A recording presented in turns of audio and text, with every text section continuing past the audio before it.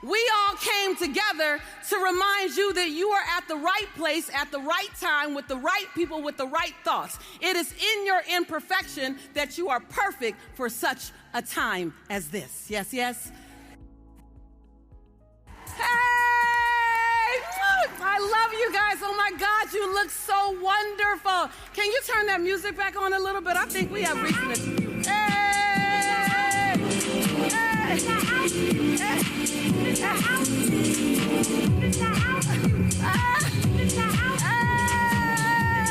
We're back in Dubai. All right. So you guys know, we're going to need the music in a minute. So you guys know that wherever I go in the world, I send videos back to my dad and my mom to prove to them I really have a job. So I'm going to need you guys to stand to your feet. Sylvia on my team is going to come right here, and we're going to pan. If you can turn the lights up so they can see the depth to know that there are really a lot of people that kind of like us. And well, I'm going to make noise. We're going to do this, and I'm going to do the camera, and we're going to pan. And when it gets to you, you got to make a lot of noise. All the way in the back, your energy guys to jump up to the front, turn the lights on, turn some music on. Okay, we're going to start on this side. And then I'm going to pan back this way. So I hope you did your exercises because we're going to go this way and this way. All right, you guys ready? All right, turn that music on. Turn that music on, you guys. All right, so Dad, Mom, look, I really have a lot of people. 1, 2, 3, go. Woo! Woo! Woo! Woo! Let's go back! Woo! Woo! All right, yes! Yes! All right. Thank you so much. I promise you, for so long, my family was like, are you really getting paid to talk? I'm like, yes, and I really say some things that make sense, promise you. I'm the youngest cousin of 13, and so the phrase that I heard the most was, shut up, Lisa. So, of course, I grew up to become a speaker, so someone would listen. I'm so grateful to be here.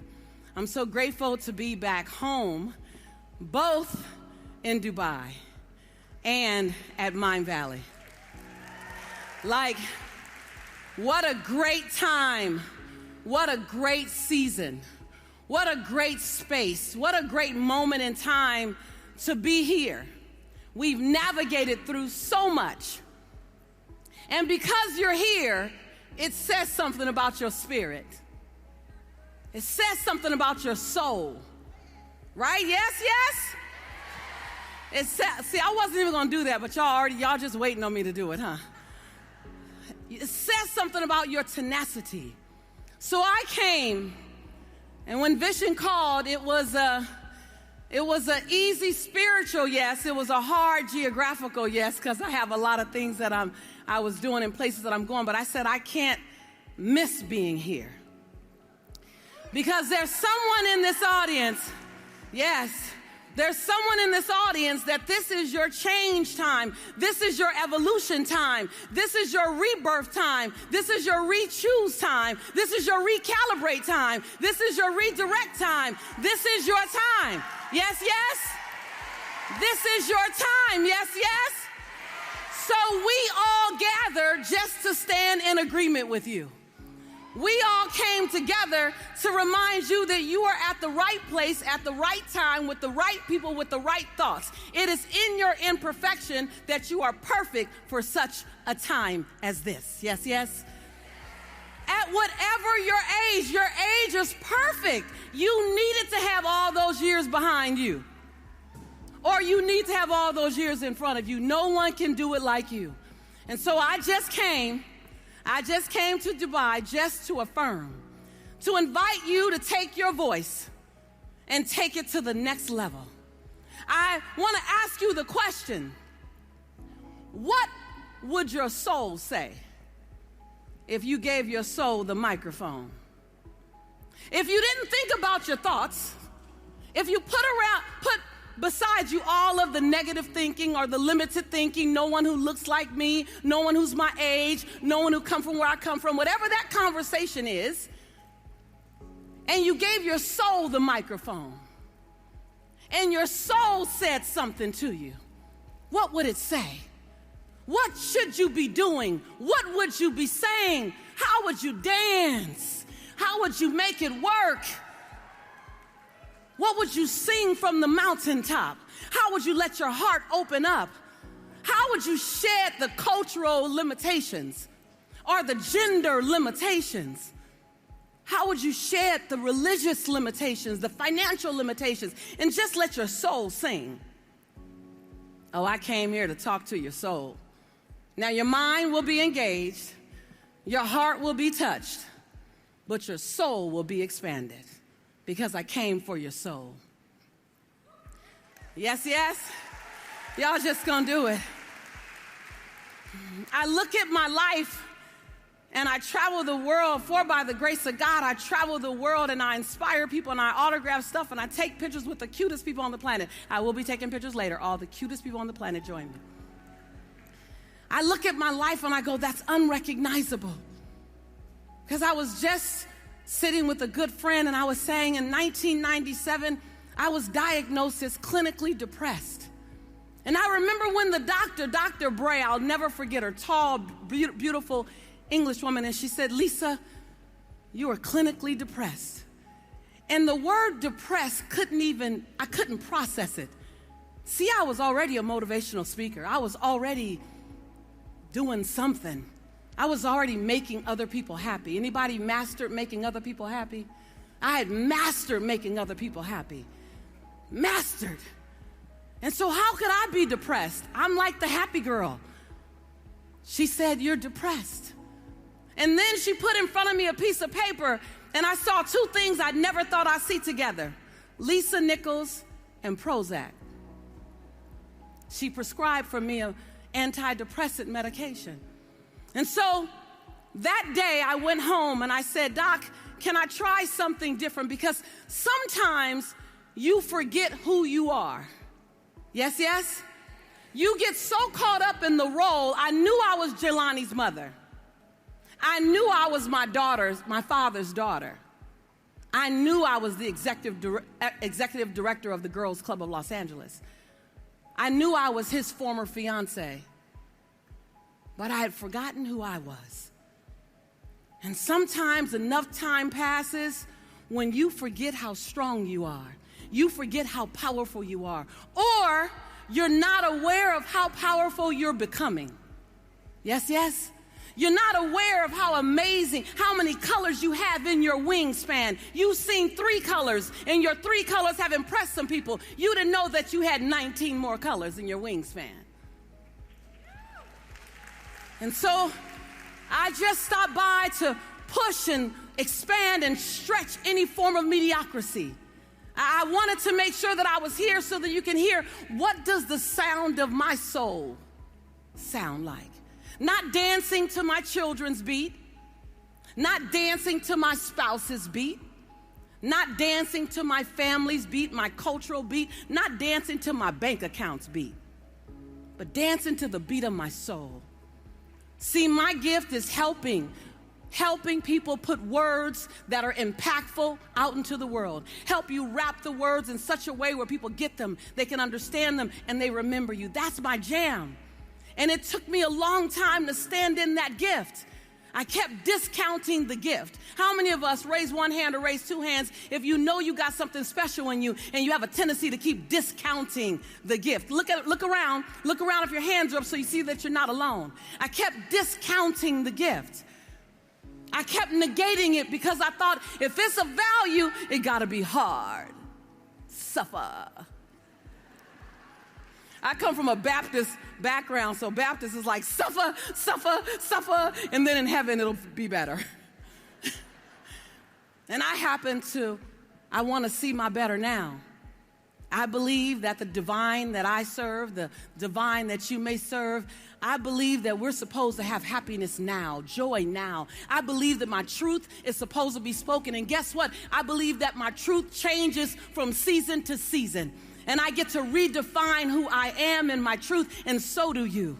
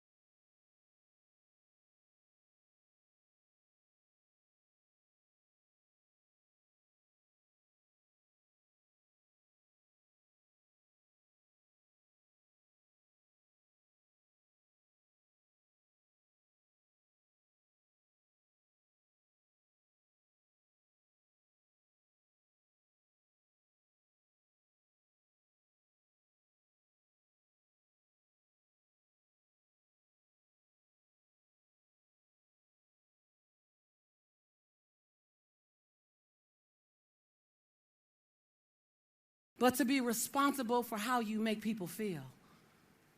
What would life look like? What would it look like if you can love the unlovable? What would it look like?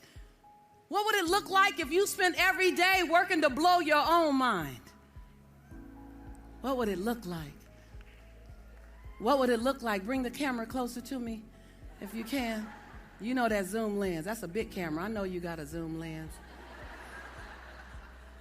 What would it look like? What would it look like if you can play full out? I came here to ask you, can you give your soul a chance to speak? Can you and will you give your soul a chance to be heard? Will you allow the people who's supposed to cross your path and hear your voice, will you say it loud enough so that they can hear? Will you whisper it low enough so that they could feel it? I'm just asking you, what if the greatest moment in this entire conference wasn't the answers you got, but the questions you were asked? And in the quietness of your own home, you found your answer. And when you found your answer, you begin to move so unapologetically, you begin to walk and talk without wondering what other people might think about you. See, because nobody can do you quite the way that you can do you. Nobody. Nobody. No one can do you. You are an unrepeatable miracle. There's only one fingerprint that's yours. And here's the big news. Big, good or bad, bad or happy. If you don't do you, you'll never be done. Oh, that's a yes, yes too. And your job is to make sure that this planet knows that you were here. This planet knows that this is your time. This is my time. Say, it's my time. Say, it's my time. See, when you say that, you stop wondering what's around the corner. You stop wondering, well, what if it doesn't work? You'll find another way to make it work. Well, what if they don't like me? You only want to play with people who want to play with you. Well, what if I lose my money? Well, good thing you know how to make money. There's not one what if, not one what if that justifies you sitting down on your dream. Not one what if. And let me tell you about the people who have a hard time. Can this hold a real woman? Just want to make sure. Just want to make sure. It's a lot under the yellow. It's a lot under the yellow. You want to make sure. We're so adamant about wanting to be liked. But here's the deal. You only want to play with people who are ready to play with you. And that thing about your vision, not everybody can get your vision. Not everyone got Vision's vision. Not everyone could see this room. Not everyone could understand. But here's the thing I want you to walk away with. If everyone doesn't get your vision, it's because God didn't give your vision to everybody. God gave your vision to you. Yes, yes. God gave you your vision. And you're the only one that have it right here in your belly. And your job is to nurture that vision. Your job is to feed it with time, to feed it with training, to feed it with coaches who are 20 to 30 steps beyond you. Your job is to give it what it needs so that it can be birthed into the world, so that now your vision is our reality. That's your job. You came here impregnated with a dream, with a possibility. And you're not supposed to be comfortable until you set it free. And that's okay. And then you lock and load with people who are around you. This is a tribe. I don't know if you know this, but this is a tribe. This is a community. We help grow each other up. Like, Bishop, isn't it great how we watch each other and say, wow, look at how we've grown up. We help grow each other up. You want to be around people who make you stand on your tippy toes. You want to be around people who make you want to be a better woman because you're in their presence. Make you want to be a better man because you listen to their conversation. You watch the way they father. You watch the way she wipes. They make you want to be a better human being because you're in proximity with them. Yes, yes? This is that tribe. Love yourself enough to stay connected to that tribe. I used to think my family was supposed to be my dream catchers. Anybody else felt like that? Why do they not get my dream? Because God didn't give my dream to them. God gave my dream to me. You have your biological family, and they have a role in your life. And then you got your developed, God-given family, and they have a role in your life. And you find your tribe. Because the last thing you want to do is get to the final chapter and say, who could I have been? And what could I have done? And who could I have touched had I given that dream a chance? It's too late now. I can't get out the rocking chair, but man, who would I have been? The last thing you want is to be left with memories of things you didn't do. Do it. Play big. Play strong. Fly or fall. Just do it. Yes, yes? Just do it. I was just being interviewed by Mind Valley and said, how are you so successful? I said, because I failed more than others. Because I'm not counting the failures. I know I always got one more get up than my failure. And these days, my failures come 7 figures and require lawyers. Woo! And so I stopped by to ask you just what happens when you set your voice free. Now, many of you have a voice, and that voice is uncultivated. You don't quite know how to use it. You watch someone like Vision. You watch someone like the speakers. You may watch someone like me and go, I don't do it like that. Well, you shouldn't do it like that. You need to do it like you. It doesn't mean you can't get training. I remember so many years people said, oh my God, Lisa, you're the next Oprah Winfrey. You're the next Oprah Winfrey. I said, you know what? If you want me to give you Oprah, I will fail you every time. Oprah is already being done. But if you're ever interested, I do a doggone good Lisa Nichols. I do a doggone good Lisa. I got her on lock. Benjamin Franklin says that comparison is and will always be the thief of all your joy. You can only do you. And if you don't do you, you won't be done. And don't get caught up if you have an amazing bio, because your bio is one thing, but your future, is another. And we are vested in who you're becoming. Michelle Obama wrote the best book with the best title, Becoming. We are all becoming. And so I stopped by to ask you, who are you becoming?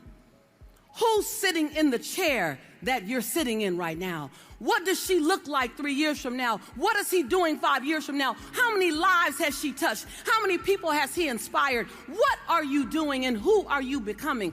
Oh, I don't know if they told you. I didn't necessarily come to keep you comfortable.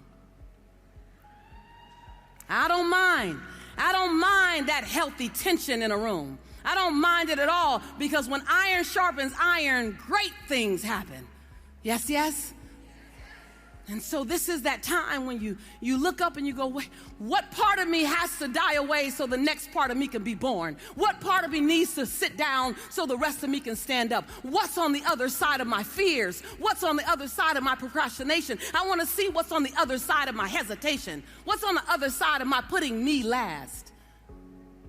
Oh, so many great questions. The beauty is in the questions. Did she really come out here on stage to ask us a bunch of questions? Yes, she did, because the mind has to try and find the answer. You're welcome. You're welcome. When I was on Oprah, can I have 2 chairs? One more chair. When I was on Oprah in 2007, I had this experience happen. Before I was on Oprah, I dreamed about being on Oprah for 10 years. 10 years. I'm going to be on Oprah. I'm going to be on Oprah. Now, don't judge me. Don't judge me. You can sit it right here. That's perfect. Thank you. Thank you so much. For 10 years, I dreamt about being on Oprah, and I would tell everyone, I'm going to be on Oprah, I'm going to be on Oprah. And I did something weird when I was on Oprah. Let's just assume, thank you so much. Let's just assume I'm right here and Oprah's right there. Hey, girl. Now, I did something strange on Oprah. I don't know why this was in my dream. Do not judge me, please. Please don't judge me. But when I was on Oprah, I would sit, and when Oprah looked in the other direction, I would sneak It sounds so stupid to share this out loud with somebody, but it's the truth. I would sneak and I would smell her white leather couch. You guys remember she used to have that white leather couch? And I guess somewhere in my mind, I knew Oprah's couch would be the best white leather couch that existed. So apparently, I wanted my olfactory glands to experience that. And so for 10 years, I would say, I'm going to be on Oprah, and I'm going to smell her white leather couch. You guys know I'm going to be on Oprah, and I'm going to smell her white leather couch. I tell my brother and my cousins, oh, by the way, family, I'm going to be on Oprah, and I'm going to smell her white leather couch. And after a while, smelling the white leather couch became as important. Don't judge me. Do not judge me. As seeing Oprah. I began to say, you guys, that couch gonna smell good, and yeah, Oprah gonna be cool too. So in 2007, I get a phone call. Hello, Miss Nichols. This is Harpo Inc. Harpo, I literally said this. Harpo, that sounds familiar. The woman said, Oprah?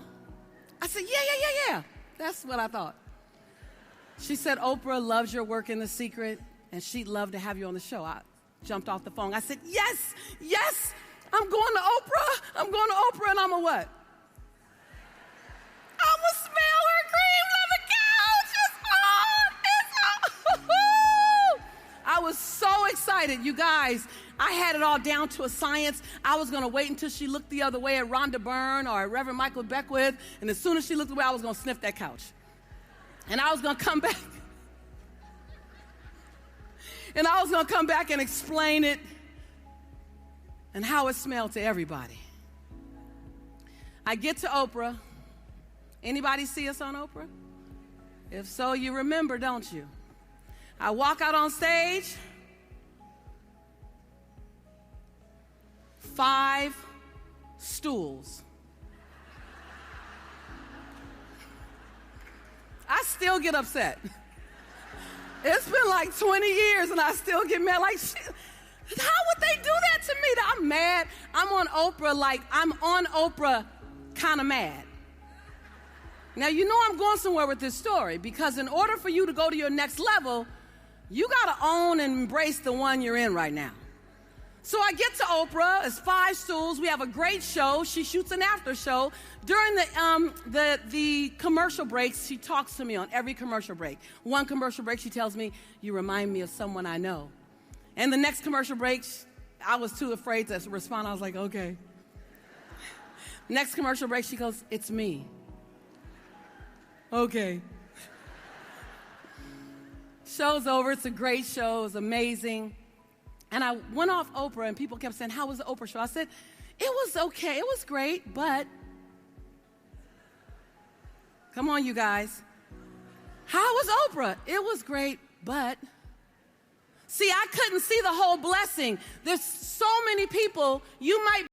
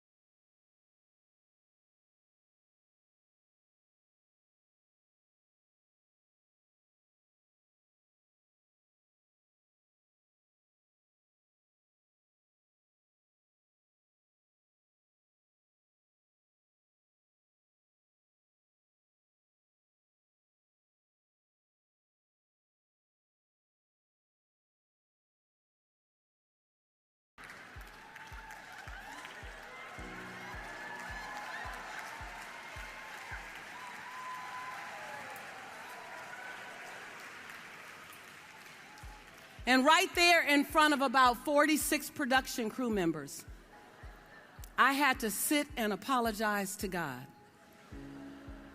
I said, and some of you may have had this conversation before, or you may be ready to have it in your own faith. I said, God, I'm so sorry. All I wanted to do is sit on Oprah's cream leather couch. And God said, I know what he's been trying to probably tell many of us, and whatever your faith is.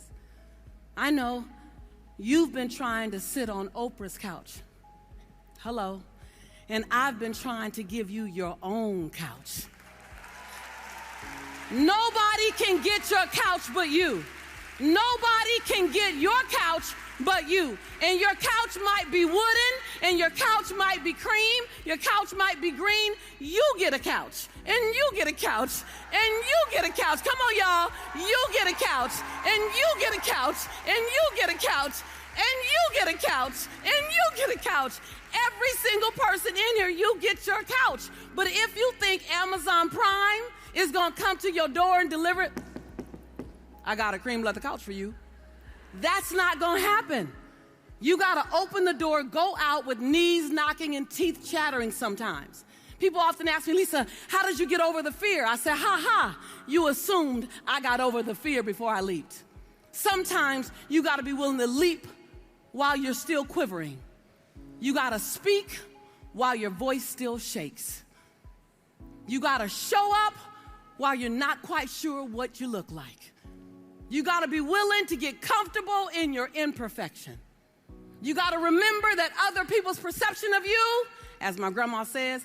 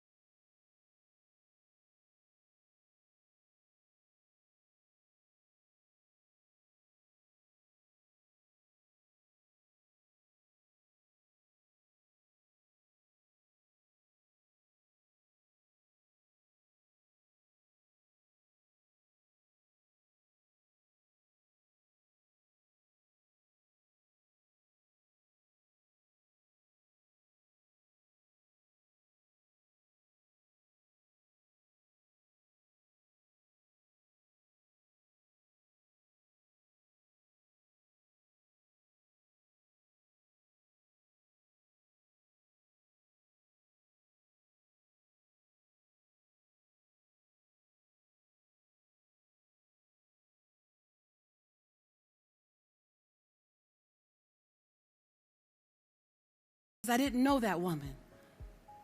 But then I gave her a chance, and I met her. Because it's my time and it's your time. The world needs you like never before. It's your time. Can you believe that? It's your time. Can you believe it enough to say, it's my time? It's my time. I mean, say it to yourself, not to me. It's my time. This is my time. Even when it gets hard, it's my time. Even when it's challenging, even when it doesn't feel good, say it like you mean it. Say it like you got to convince somebody. Say it like it's been long overdue. Even when it's scary. Even when it's scary. Even when it costs more money than it should. Even when it takes longer than it should. What time is it? What time is it? Even when they don't get your vision. Even when they speak bad about your vision. Even if you run out of money. Even if your body's not acting right. Even when you need some help. It doesn't matter the climate, the temperature, the circumstances, the politics. It doesn't change the fact that what? And if all you remember from this conversation, if all you remember, then we've had a really good time. Like, it's your time. This is your stage. This is your time. It's time for you. It's time for you. We need you. Don't dim your light. I need you. They need you. The world needs you. Speak up. Show up. Yes, yes. Yes, yes. Find 3 people and go to them and say, it's my time. It's my time. It's my time. It's my time. It's my time. It's my time. Oh, it's so my time. Oh, it is so my time. It's your time? Because is it your time? It's my time. It's your time. Now let me just say this. Stand up, keep standing. I like it. If you're not standing, please stand.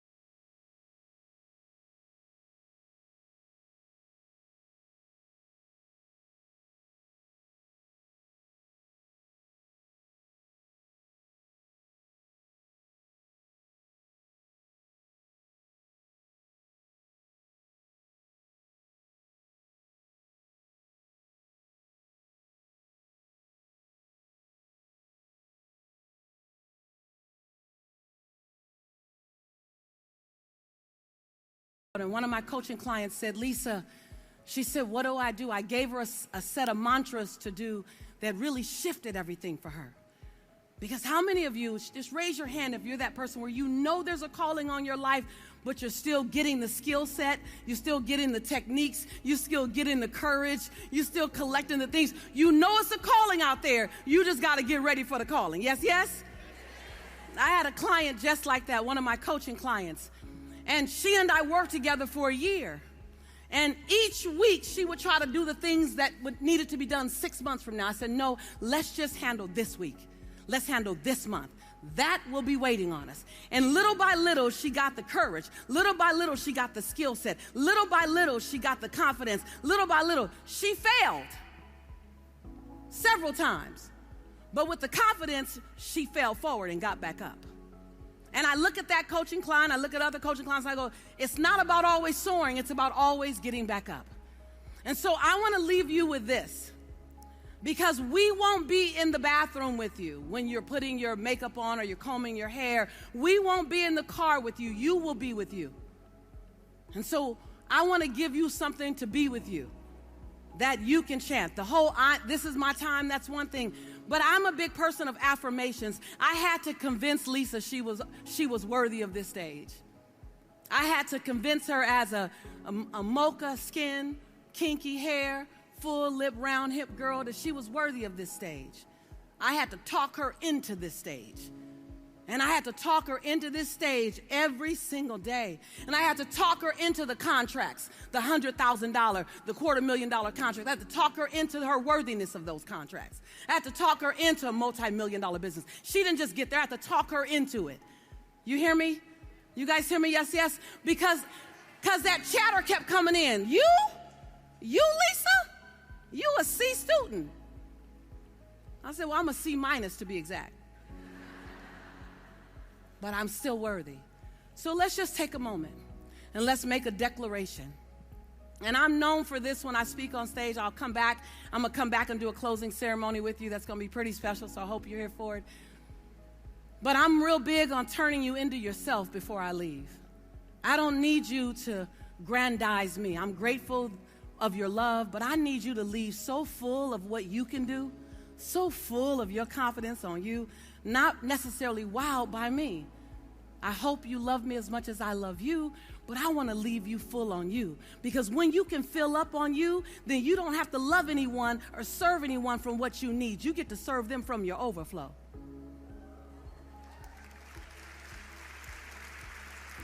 Don't feed them from the cup.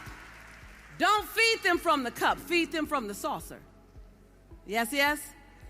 Somebody just came for that part right there. And so now in this declaration, I want you to make a statement. And I want you to change the words according to what you need to say. This isn't a one-size-fits-all. We're together, but it's not all a kumbaya moment. This is an individual moment of declaration and confirmation. And what I want you to walk away with is certainty. Say certainty. Say certainty. I want you to walk away with certainty that I am fit. I am created for such a time as this. I'm certain of that. Certainty. You came for certainty. You didn't come for entertainment, and not every moment is going to give you certainty. There are moments throughout these 2 days that simply said, that's exactly what I came for. That's giving me my certainty.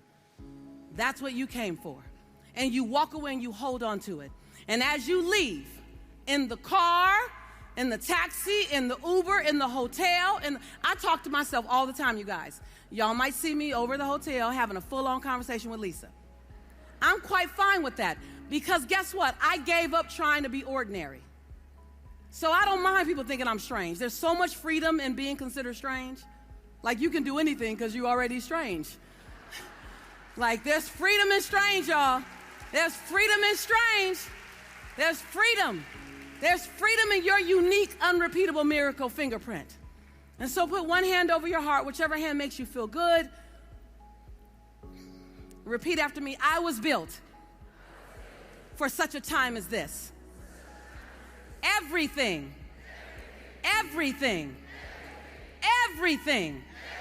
that I've navigated through prepared me for this moment. And boy, am I prepared. I get to be nervous. I get to be uncertain. I get to need help. And I get to win. Abundance is my birthright. Abundance is my birthright. Joy is my birthright. I must do financially well because I'm a good person.